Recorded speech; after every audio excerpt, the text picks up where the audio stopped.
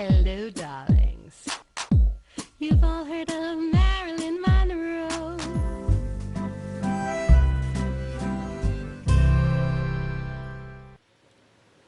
Welcome back, darlings. I'm TV host, entertainment journalist, Cognac Wellerlane, and we are just about to do a fascinating interview with famous author, artist, and fashion designer, Ms. Lisa F. Pliner.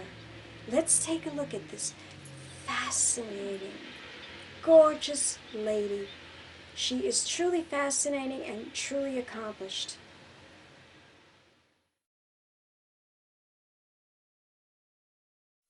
Welcome back, darlings. I'm TV host, entertainment journalist, Cognac Wellerlane, and today I have a very, very special guest. She is an amazing woman. She has done so much in her life, and I can't wait to interview her.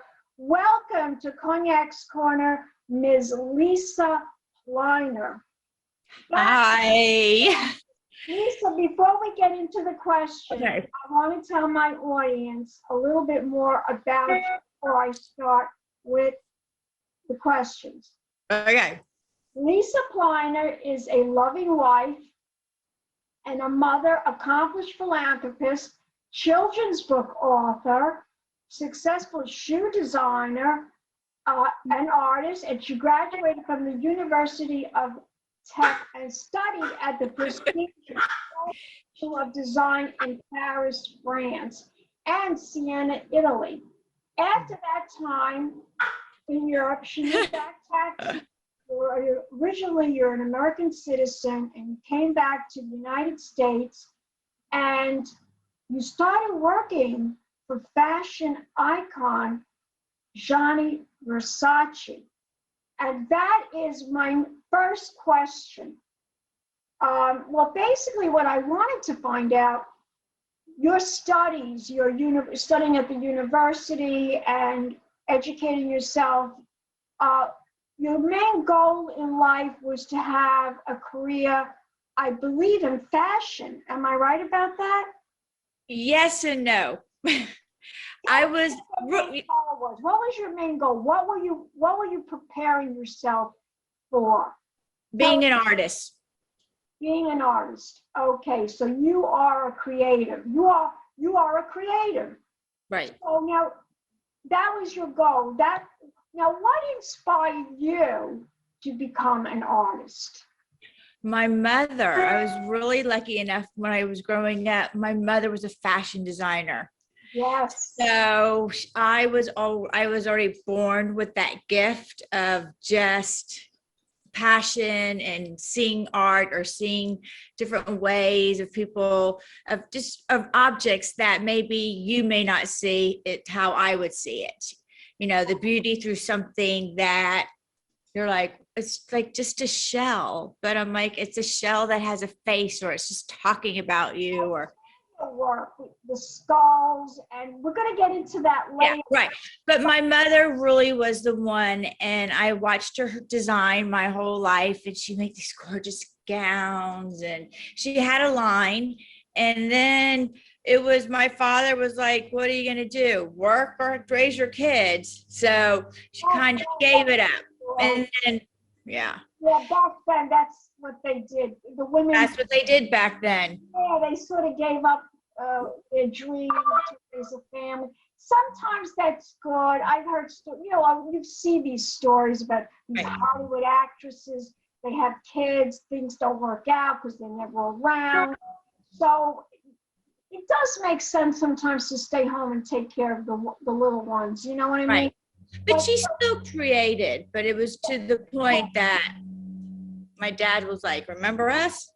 You had to put the limit, she had to put the limits on it. But it's in your DNA. It's in your DNA to be an artist. Now, my number one question is, I'm so fascinated with this, that you got to work with Gianni Versace. Tell my audience the story, how you got that job all the way from Europe. What happened? Well, not really. Well, when I came home from school from Europe, I was like, oh, I want to be an artist, and you could be an artist and unless you're really someone well known or just, I was just starting, even though I was always there. And, and I was known in Miami. I mean, I grew up in Miami and Houston, but Houston was really my days before I went back to Miami for Gianni. But so in Houston, there was that lifestyle and, the society and all of that. So I loved it all. I loved dressing up. I loved becoming somebody or someone else. And so from there, after, being an artist, and they went back to school for another graphic design and visual degree, I was like, I'm out of here.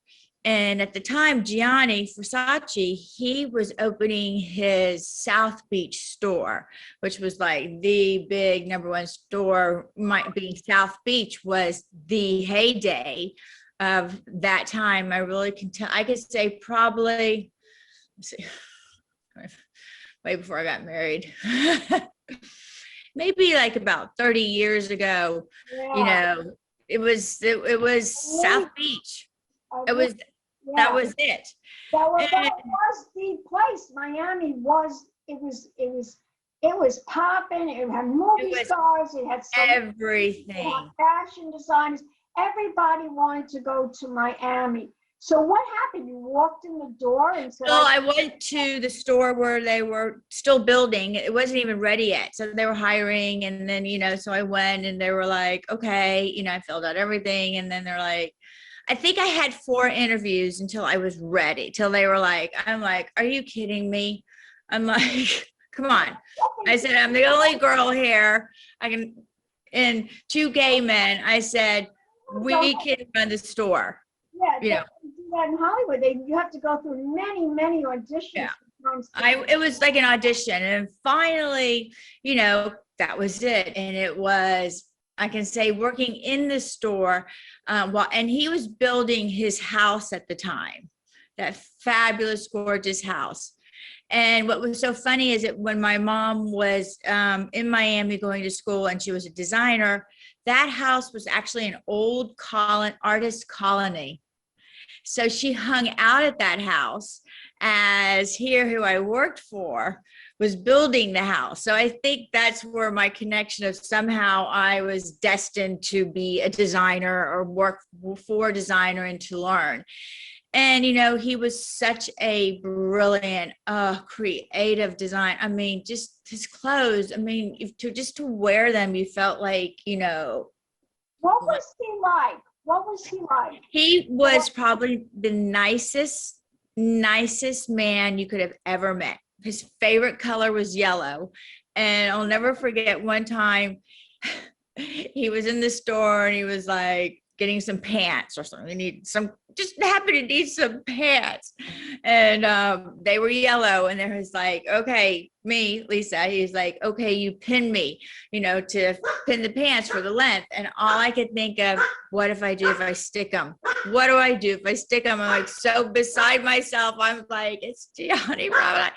So everything worked out fine. And, so it was nice that he would come in, and my dog is barking at her food, actually, because she's having a nice treat. Come on, Sunset. I'm like, come on, you don't do this. I'm on an interview. But he was. But you were a little bit intimidated by him in the beginning. Well, you know what? I watched him create. I watched him, his home where he lived on the beach, his parties. I mean, the nightlife. It was like you'd be out every single night and you would just be up all night long. And some of these days you just walk in right to work and go, okay, let me just buy something to wear because you haven't gone home yet. I mean, so those were the good days. I mean, that I remember. I know. I remember those days too. Something. It all ended though when what happened. He was married. Right.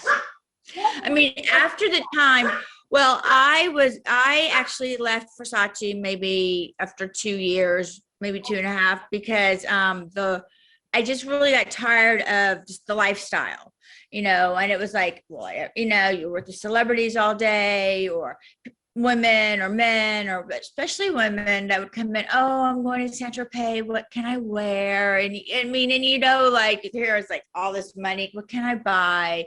And you're like, and then I was like, that's enough, but I mean, like I said, he was probably the sweetest man I ever met. But when I left, at the time when I left, I made a deal with my parents and said, okay, I'll get a job at night.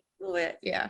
And I'll go to school at night, and if I'll get a job during the day, can you help me with my bills? Because, I was 30 something at this time, and I'm like, parents are like, you're on your own, kid, you packed up, you moved. I mean, I think I rode a bike to work. It wasn't like, I went back to Miami, even though I was born there and I had family there, but it wasn't like, I worked really hard to really get where I was. So when I got this job, I'll never forget, I had like 3 men that were my boss, and they were all great. And I was like, I knew everyone's coffee. It was like, I mean, it was just like one of those things. Let Lisa do it. Let Lisa do it. So someone actually where I worked for Donald Pliner way back when, in the heydays when he was here in LA under Right Bank. We're talking about how you got the job, how you met your husband now. Right, because I left Gianni. Right. So you left him how many years before he died? Well, I was married. That's how I got, when I was saying I was married to Donald at the time. So I was already married. Okay. So tell us about the story how you met your husband. Okay, so which will lead into a Gianni story. So what happened was, so one of the girls there goes, oh, I know this great guy, and he's a designer, and he designs shoes, and but, and I'm like, oh, okay. Like, after I've worked with so many celebrities, I'm like, oh, okay, no big deal, or whoever. I'm like, okay, it's just another frog. Maybe it'll balloon to my prince. Let's just kiss another frog. So, Donald being shoesman, I mean, I had his shoes, but I had no idea really who he was. I mean, it was just, I'm just like, okay. And now, mind you, this look is a newer look. I change my looks constantly. So I love, and I did model. So that was another thing. What sign are you? A Virgo. Okay, you're Virgo. Okay. Right. Yes. I wear my heart on my sleeve so bad. What is your husband? What sign is he? Sagittarius. Sagittarius. Okay. Okay, so, cool. We're really attached to him. I'm Gemini. You're Gemini? Yes, my birthday just passed. My daughter's a Gemini. My brother's a Gemini, and my dad's a Gemini. So what day was yours? June 7th. Oh my God, my brother's is the 6th. No, it was my daughter's is the 6th. So yeah, she turned 17. So, yeah. Okay, so now I'm like, okay, so I make this date with him, and we would talk a lot on the phone because he's traveling shoesman, something I didn't know, still going out, still doing my thing, still South Beach. But I moved to another area in Florida. I just went away from South Beach because it was crazy. I mean, it was wild. It was like the days, that's what you read about. And I was like lucky enough to say, yes, I lived them, I breathed them, I breathed them. I was there. And then finally, so we meet, Donald and I talk on the phone, broke the first date, second date. Okay. So Donald doesn't like to come early on anything, nothing. Seriously, it wasn't even early he didn't even arrive to getting married on time. He was late. So he just, but that time he decided to come up in where I lived, and I see this guy just walking back and forth, and I go, okay, are you Donald? And he's like, yeah. I go, well, I'm Lisa. And he's like, you look nothing like your voice. Okay. That's what I look like. Nothing like my voice. That's hysterical. You were wondering probably, is that supposed to be a compliment? Like, I was, oh, right. Right. Because the girl who set us up, being that I also was from Texas, in her eyes, or his eyes, he thought, at the time I had really long dark hair. So at the time he thought, well, okay, maybe she's like Texas, and she's going to wear like plaid skirt. I mean, how he thought I was nothing like that. I have no idea. Big hair, because they always say Texans have big Right, that was the Texas thing. Yeah. Right. I mean, I wasn't anything close to what he thought Texas was, but that's okay. So we went out that night and we just talked, and we both went to Parsons School Design, even though we're 21 years apart, but that didn't matter. I mean, it was just like, we knew that night what we were going to get married. It was just that. And I did get married 6 months later. Isn't that amazing? Sometimes, right. I felt that way too when I met my husband. This is the man I'm going to marry. You know that. And you had no idea how famous your husband really, really was. The fact that he was a world-renowned designer. He designed shoes, the most beautiful shoes. You had no idea the designer, the internationally acclaimed famous designer that he really was. Nope. Tell my audience. Which made it really special, to be honest with you. Yes, because you really fell in love with the man. Yeah. I didn't fall in love with who he was and what he did. Because that's a job. There's a difference. You bet it's a job. You bet. Now, you work with your husband. I did. So, yeah. So basically, but it was really funny because a lot of women, I mean, this man was a playboy. I mean, he traveled the states selling shoes. I think he had a girlfriend in every state for all I know. But this is the funniest story, because when I worked for Gianni Versace, at the end, before I was going to leave, they brought this new girl in, and she would always have like the coolest shoes. And I was like, whose shoes are those? Those are really cool boots. My shoe guy's coming in town. But it was Donald, because she was his ample size, and she would get okay. Size 6? At the time, it was 6. That's me. I was a model too. Would you believe it? Model in a showroom in New York City when I was in my 20s. I was a shoe model. But it was size 6 at the time. And I think a lot of audience don't, let me tell why audience, a lot of size 6s are samples, or 7s is because you have to think about all the people that work and go on the road. Yeah. They have to carry all those shoes. So that bigger the size, the heavier the bags are. So it was easy. The truth? Is that really the reason? Yeah. Well, I'll tell you, I'll be brief about this. At the time I was a secretary, receptionist, and I always loved fashion, like you, I love fashion.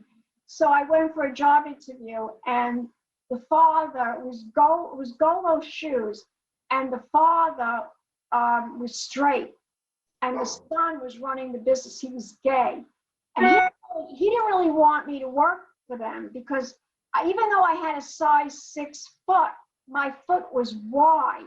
So he would tell the buyers, she has a size 6 foot, but remember, she has a full leg and a full foot. It's wide. Her foot is wide. So, don't go by her foot too much. And the father was an elderly man. He pulled me over. That's really what you want. But this is what he said to me. The father said this to me. He said, don't listen to my son. You got great legs. You got great legs. You do. I happen to see those sexy pictures. Oh, you saw my legs, yeah.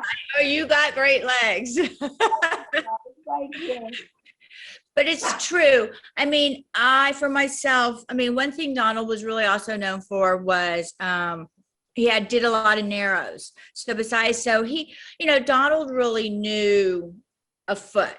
And so we got married literally 6 months, but in between, all the girls that were like, oh, we're going to break this up, or we're going to do this. I mean, they were going to go find whatever they could, and I wasn't a jealous person. Like, I'm confident enough with myself that I'm like, okay, fine. So, but in between, they would test me to see if I was really an artist, and they would always make me draw something, or Donald, draw this shoe, or Lisa, draw this. Even the night that we met, Donald's making me draw in a restaurant things, it's like, oh, wow, she really is an artist. So, but my life changed because I got thrown. I mean, again, I worked in a world of fashion and celebrities and excitement and a nightlife that was, unbelievable. So I had all my friends and connections because I met Donald in Miami. So Miami was where we lived. And so at least for us, we, went and still lived that life. We were lucky enough, especially when myself and then marrying Donald. And we really had a very small wedding. We really didn't want anything large or big. It was just really intimate with just some special friends. Otherwise, the whole entire shoe industry could not come. I mean, it just wasn't going to happen. So what we did was we had a beautiful wedding, and it happened in monsoon that night. Monsoon is, again, of course, everything Donald and I have ever done, whether it's a trip but especially our wedding, had to be around around shoe show. Had to be before or after he finished his collection. There wasn't like, okay, a date. So September 6th became the date, which is also hurricane season in Miami. It's, Anniversary, September 6th. Is that your anniversary? Yes. Fabulous. 5 years. So tell my audience what you do exactly with your husband.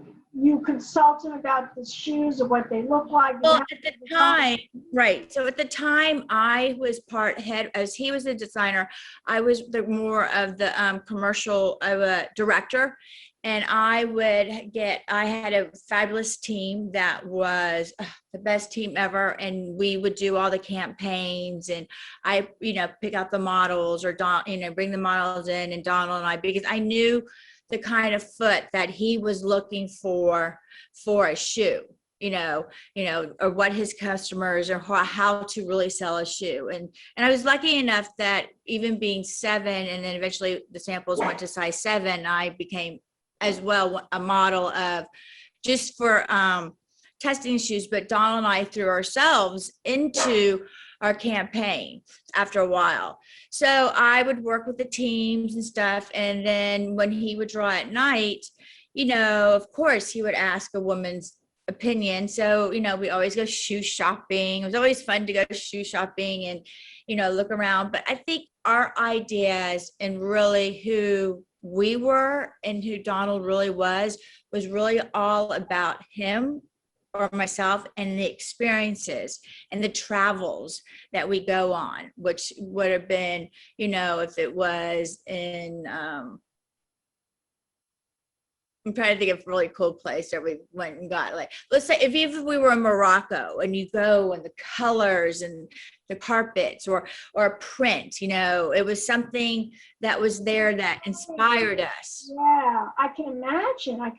So it's really you've worked with your husband for so long, which takes me into another question. You and your husband you're also a philanthropist. And you started a foundation, Peace for the Children. Tell my audience why you established this charity. Well, I adopted a little girl, and from Kazakhstan. And because Donald and I lost our first child, and I really couldn't have children after that. It's just one of those things. But I guess I was sent to go to the other side of the world to find this little girl and adopt her. And Donald and I also wanted something both that had our blood or DNA. And Donald has full Russian in him, and I have Russian, but I also have a Mediterranean side as well. What country? What Mediterranean country are you from? Oh, my dad's side Sephardic, so Jew, so it'd be more towards Portugal.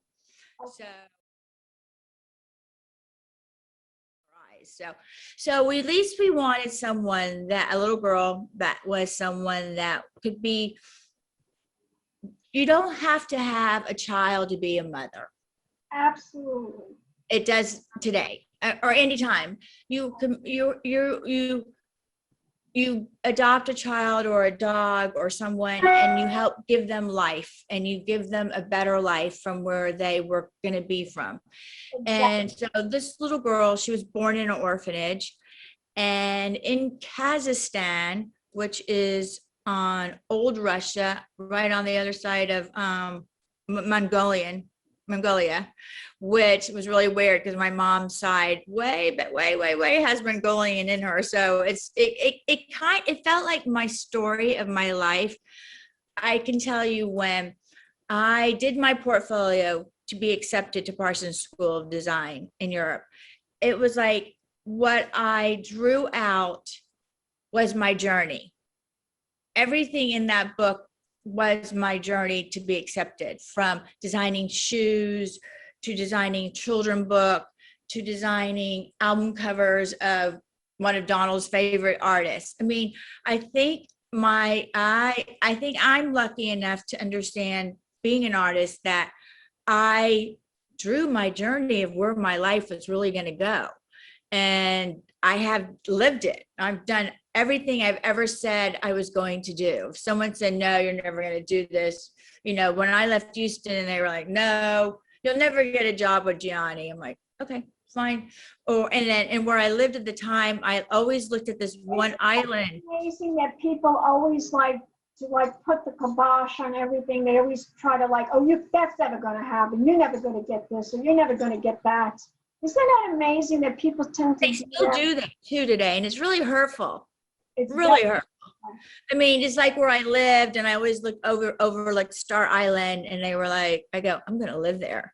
Well, I happened to live there on the lot that I, just lived in for so many years. Why do you think that is? Jealousy? Do you think it's jealousy why people do that? Absolutely. And to hurt you. Because, I learned really hard in the business that once they see you break, then you're the easiest target ever. And, I've had a lot of, besides, we'll get back to my daughter, but I mean, I've had a lot of, issues or a lot of ups and downs with my husband and I growing up together for 25 years.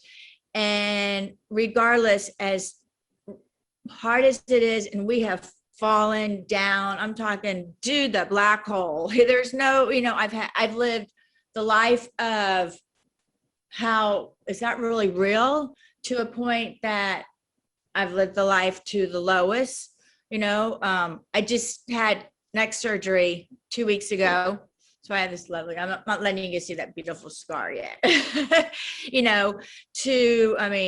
I've had my sixth surgery actually from a freak accident. So people don't know, but the problem. Everybody, people don't realize that everyone has some kind of a cross or something that they're good. Nobody's life is perfect. Nobody's life is perfect. We all have some kind of cross to carry, or something that we have to deal with.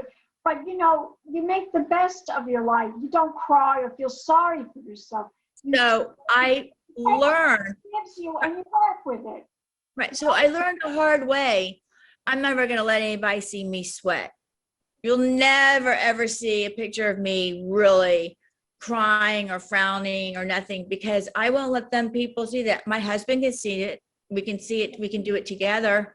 But no, because that's like an easy way in that the jealousy that people are so jealous, or the haters out there that just hate you. They're going to go, oh, she failed. She finally failed. You know, I haven't failed at anything. I'm just taking a different road, you know, different. I took a different side of a different road. So my foundation really came from my daughter, because when she was in Kazakhstan, being an orphan, and that was stressful enough, that they never had playgrounds. They didn't go out to see anything. You know, some kids were 2 in a crib, you know. I mean, it was the last time you could ever adopt in Russia, which was in 2004. So, you know, it was rough. And I can tell you, it wasn't as easy, you know, you think an adoption would be, especially in a foreign country, you know. So, you know, there's a lot of games, we can say it that way. A lot of games back then, especially in Russia, you know. So finally, when we came home, which was hard enough, here I'm like, oh my God, I have a baby. I don't even know what I'm doing.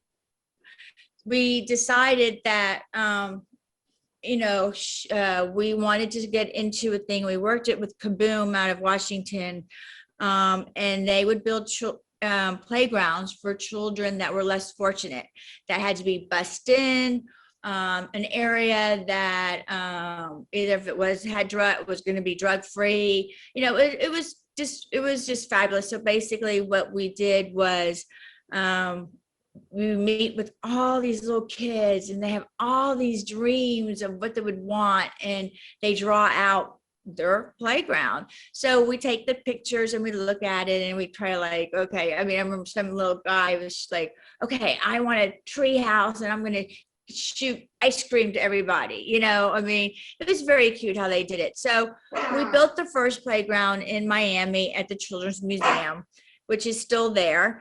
And, you know, my daughter, and again, you know, prejudice and growing up, you know, I wasn't around like that either, what's today. And, you know, her best friend was a Black little girl, and to today they're still best friends. So, you know, so it was built, and it was for handicapped. It was built for everyone. It was something really special. And it was the colors, like yellow for the sun, and the green for the grass, and the blue for the water, you know. So it was all peace. And, you know, blue really means love, and greens actually means actually blues, yeah, is peace. Green is for the heart, is a heart, your heart.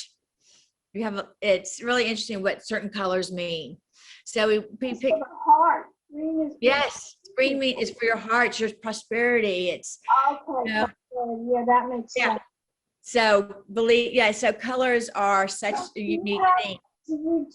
Well, it's been difficult with the COVID. Maybe you did it through Zoom, but do you do like annual events every year, fundraisers, charity galas every year for this foundation?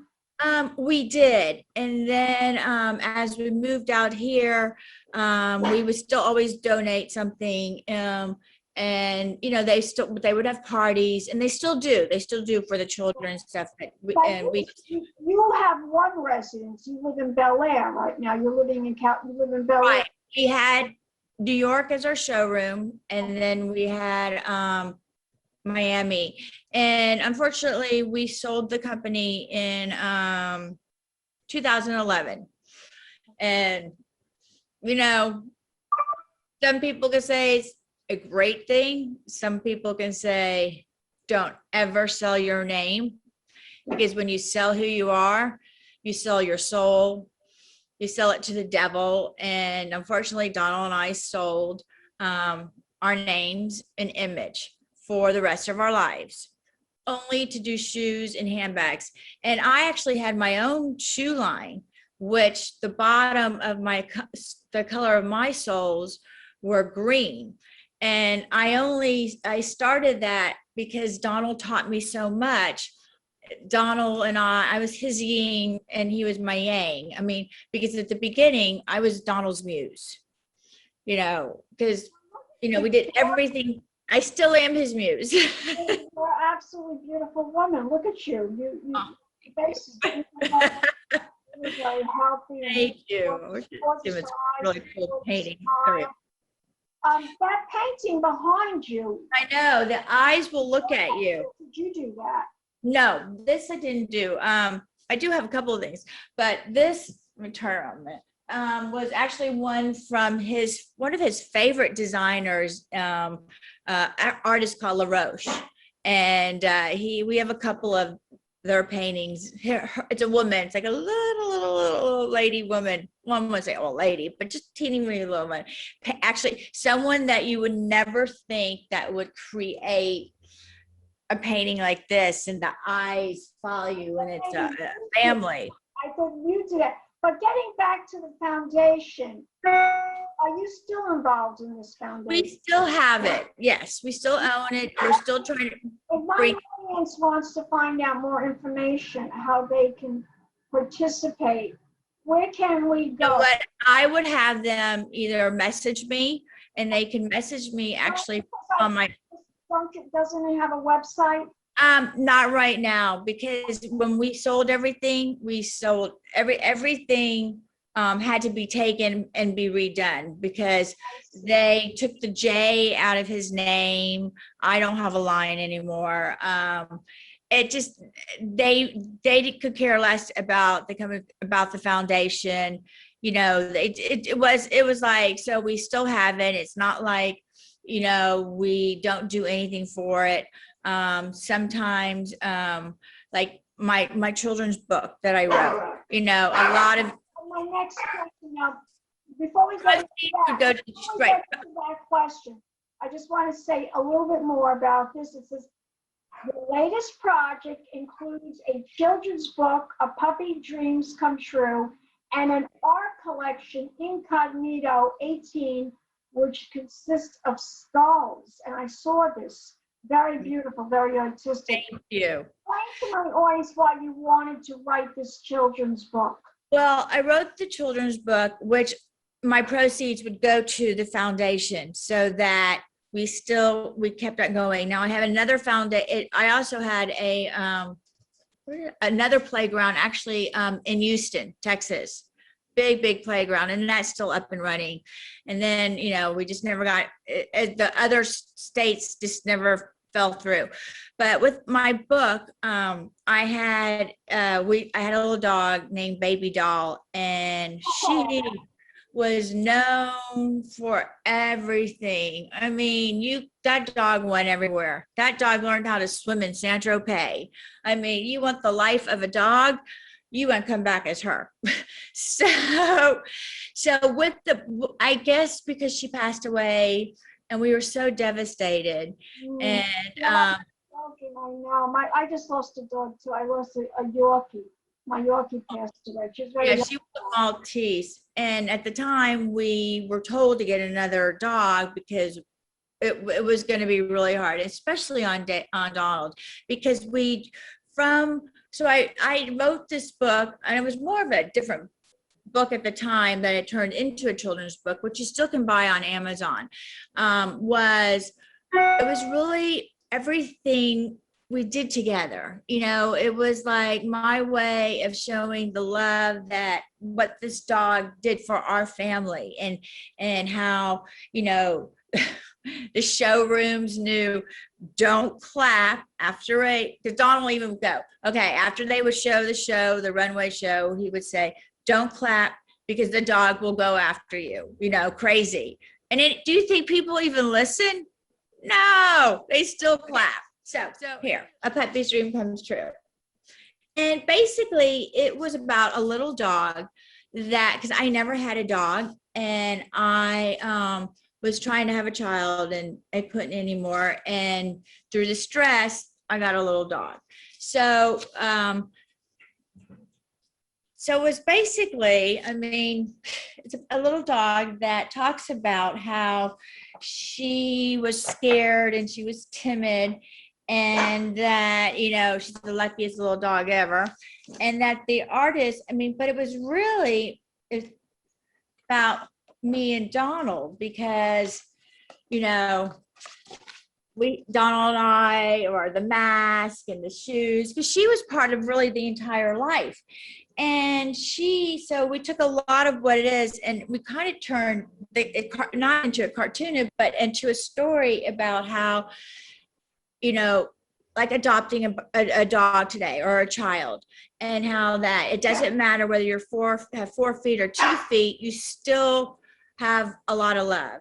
And this little girl really had life that you wanted to come back in. She had her own dog accessories, her own, which by the way, we're looking to bring that back.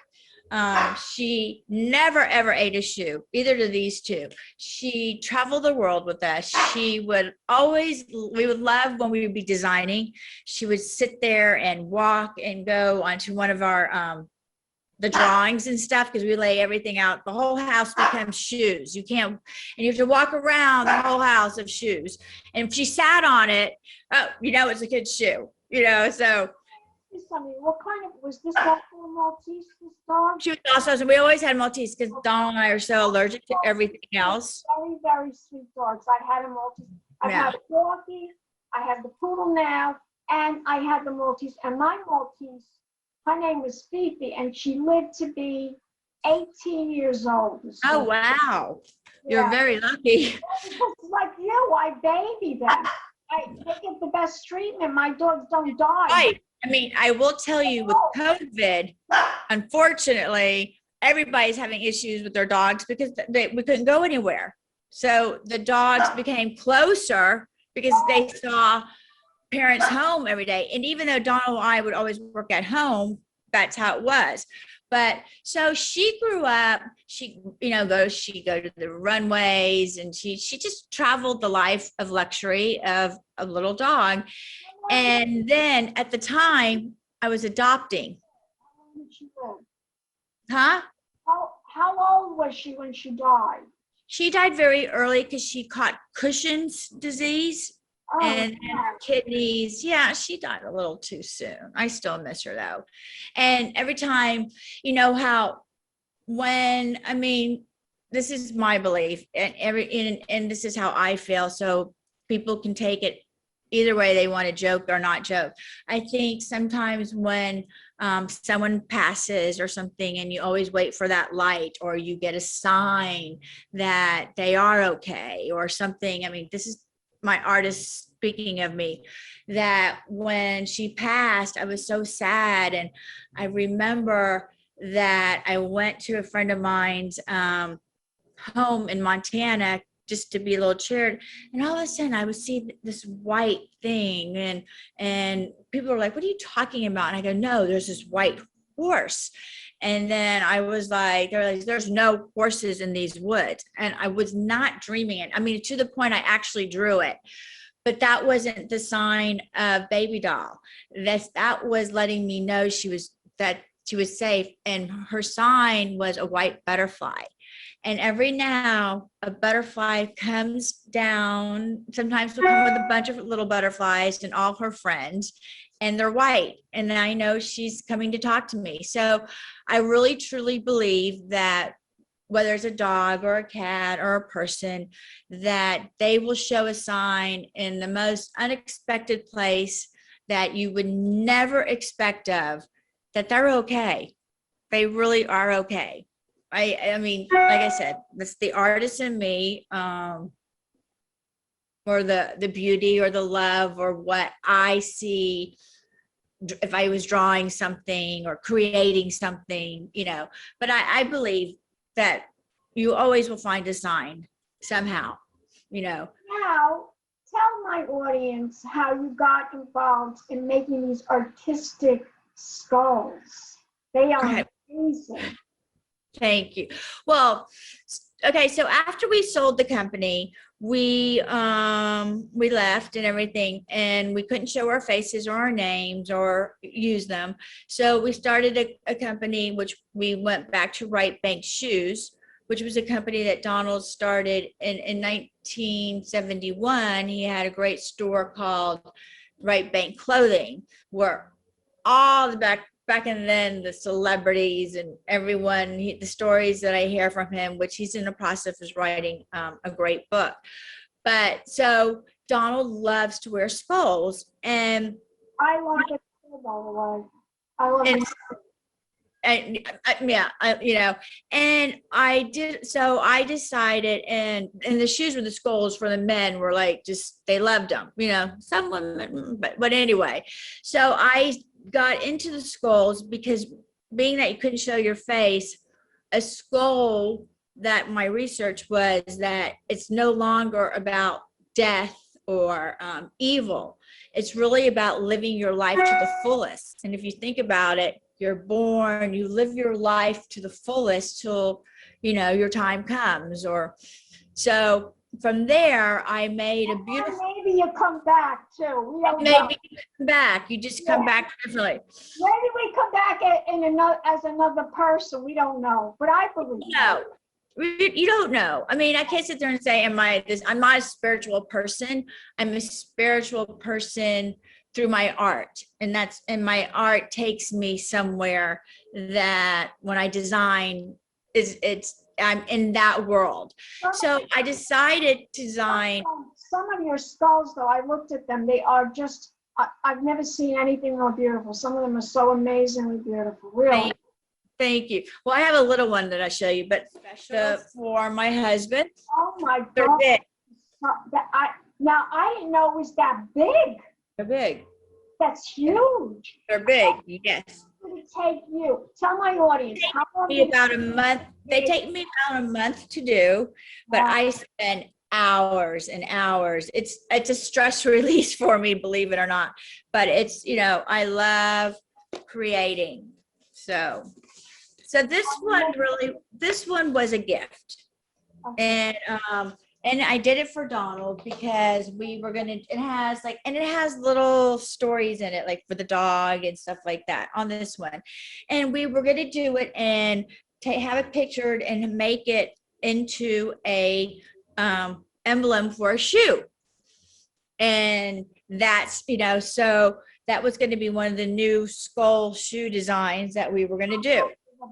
But I know, but unfortunately, with the Donald Pliner company, that wasn't really happy with the Right Bank company, that turned into just a lot of litigation and a lot of really bad stuff that just really never should have happened. And we had to shut the company down. So, you know, like I said, you haven't seen the last of Donald and I. So he started using the word incognito because you can't see his face. That's why you call it that, incognito. Interesting. Now, and then I added, but on the collection, I added incognito 18 because 18 means life in Hebrew. 18 is life in Hebrew. So the skull is a life. It's a living life. It's somebody's. So from there, I started making a huge collection, and I do have some here. I have some in the gallery. I do a lot of the skulls for charity and stuff. And then I have different sizes. And then this one is a little bit smaller. See, he's a little bit smaller. My size. And, you know, I started doing a little bit different. I started using a lot of embroideries and laces of things that we once did on our shoes, that this one I kind of want to make it really rock and roll. And, you know, I like to use real stones for the eyes, real crystals or stuff like that. So this one's kind of really fun. He's just, that skull with all those fabulous gems in it. How much is something like that worth? How much would this cost? This would probably be around $1,000. This one, believe it or not. Beautiful. I mean, you know, I put a lot of time and a lot of love, and the pieces and that I buy, or I hand bead each thing. You know, I do it for the love, but I still need to make something back from. Right. You know, I think my prices aren't crazy. I mean, I do have one These are bigger. These, my big ones go way much more. Imagine. I honestly thought it would be more than that. But now my very last question is, we're running out of time now, because actually this was supposed to be only a half an hour. I know, but you're so much fun. You're bringing up my teddy bears? Oh, yes. Tell us about your teddy bear. Okay. Because schools are skulls. And like I said, they can go on a website, which I'll give everything, and they can really see them. And yes, that one, but my bigger ones are much, much more, So anyway, so I decided that for the holidays, last holiday, that I would do all these little teddy bears. And that I started using, because everybody, who doesn't love a teddy bear, right?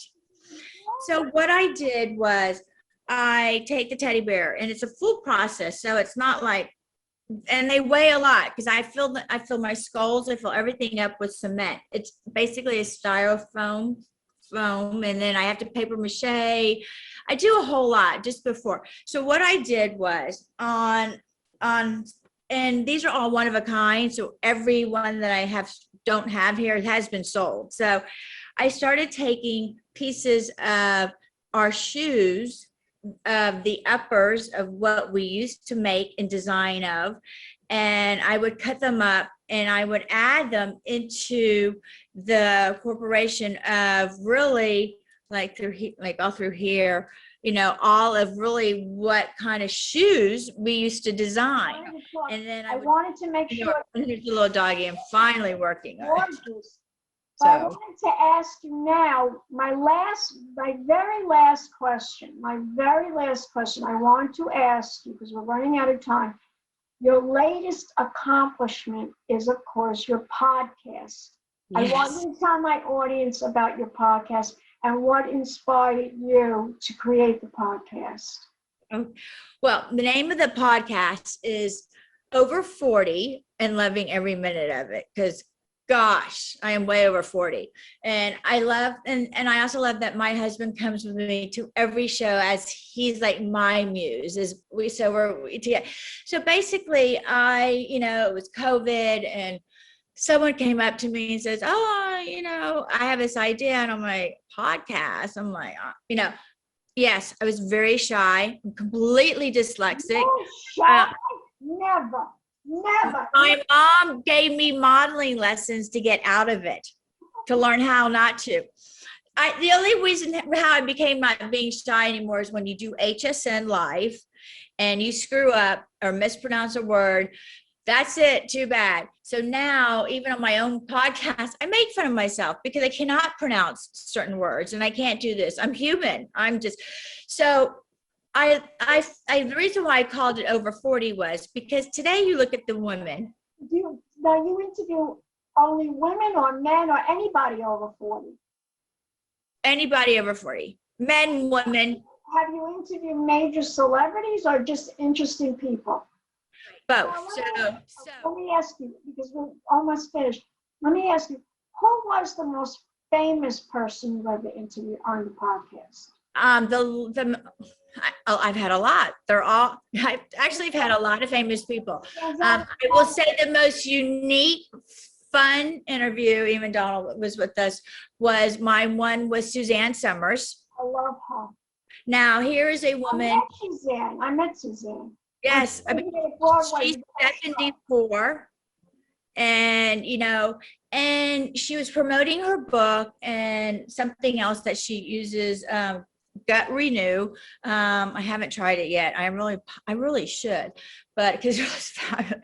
But she, but our interview, besides promoting, her 74th book and who she was and how fabulous she was, it became more of a very personal thing because we really opened up with each other. We both had injuries, and she's had a neck injury. She fell down, or our children around the paparazzi.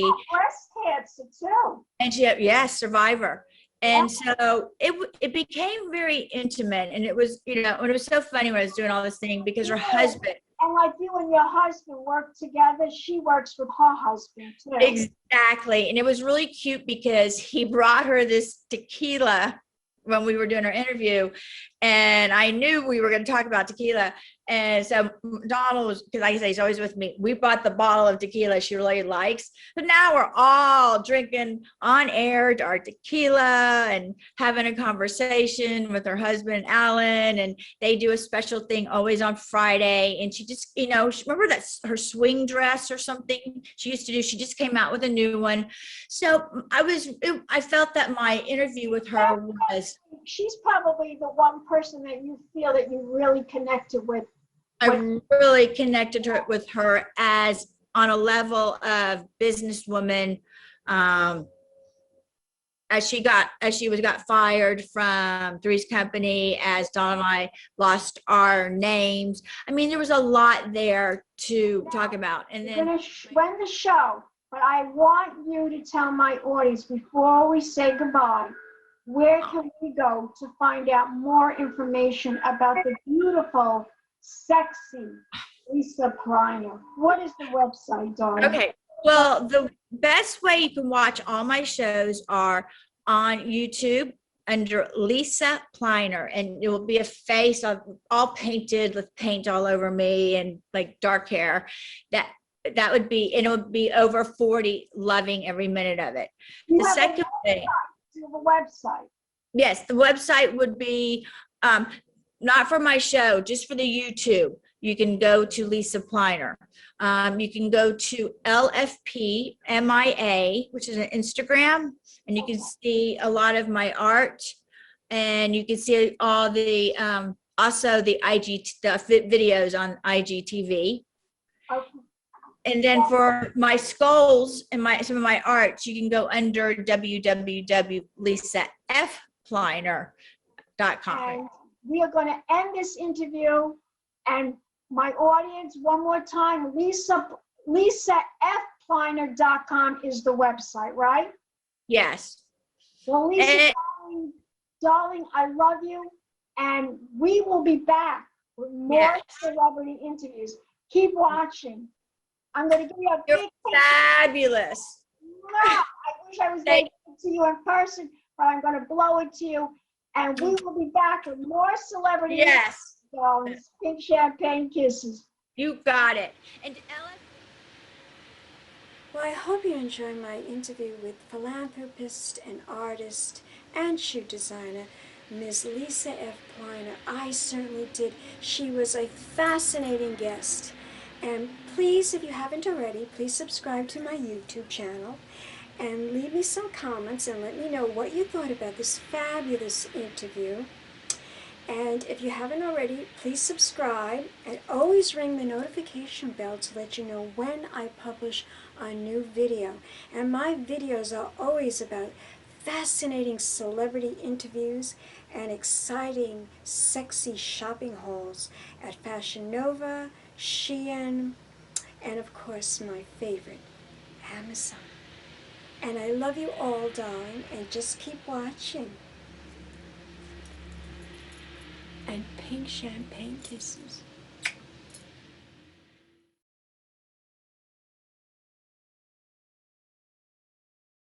Hello, darlings. You've all heard of Marilyn Monroe. Some of you know Bridget Bardot. Well, now it's time for the Cognac show. I said Cognac, ooh, ooh. I said Cognac, ooh, ooh, ooh. I'm a bubbly blonde, fabulously dressed to impress. One of a kind girl. I was brought into this world wrapped up in pearls. I love to mingle, though my husband reminds me I'm not single. I meet and greet both the famous and the elite. I ride in limousines, drinking the finest champagne, wearing furs, dazzling diamond jewelry. A girl can't complain. I live the upscale life, dining in the finest restaurants, eating the best caviar for free. And no matter how much I enjoy cognac, ooh, ooh. I said cognac, ooh, ooh, ooh. Has been a CryBaby Productions, darlings.